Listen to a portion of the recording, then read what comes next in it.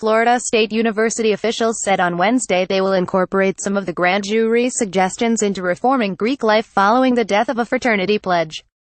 Those reforms might also extend to the university's code of conduct for its students. President John Thrasher and Vice President of Student Affairs Amy Hecht said they were frustrated with the lack of cooperation from those who were at the party attended by Andrew Coffey and by Phi Kappa Pi fraternity members and pledges. Coffey, 20, who was a junior and a pledge at Phi Kappa Phi, died of alcohol poisoning on November 3 after he was found unresponsive after a party the night before. The state medical examiner said that Coffey had a blood alcohol level of .447 at the time of the autopsy. The Leon County grand jury said in its report Tuesday that it saw enough evidence for criminal charges in Coffey's death but that the investigation is incomplete.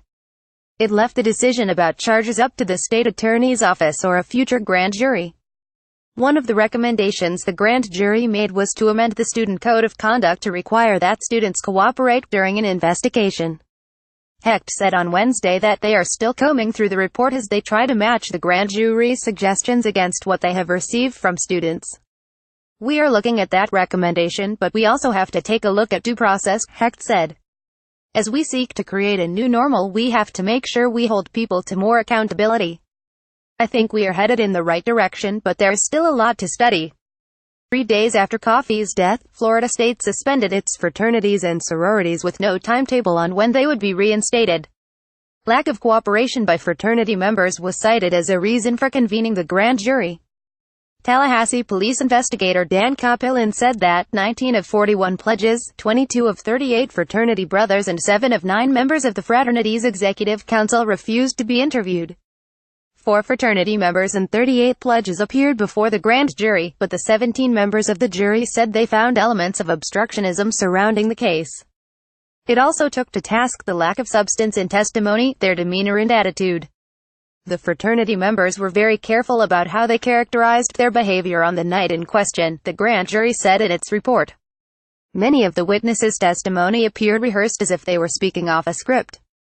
They presented many of the same answers as each other and volunteered much self-serving information without being asked. The grand jury has also recommended refresher training courses on hazing and binge drinking and a community scorecard to measure the performance of fraternities, including grade point averages, service hours, and on or off-campus incidents. Working together with our students and other stakeholders, we have made much progress toward our goals during the past 6 weeks.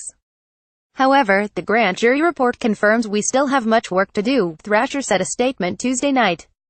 The grand jury did find that although Coffey's alcohol consumption was not physically forced, an environment of hazing existed that culminated in his death. The fraternity's Big Brother night party, which was held at an off-campus home, encouraged binge drinking. The party introduced pledges to their big brothers and included drinking large amounts of liquor straight from the bottle. The presentment said Coffey consumed a bottle of bourbon he was given. He passed out and was described as snoring loudly on a couch in the living room while others played pool. A fellow pledge tried to awaken Coffey the next morning and found he didn't have a pulse. Phone records show the pledge called and texted 5 fraternity members before calling 911. Even as we are heartbroken, we are also troubled. Troubled that our son died alone in a room of people, Sandy Coffey said in a statement that was part of the report. Accountability is a tough word, but perhaps it is time for accountability.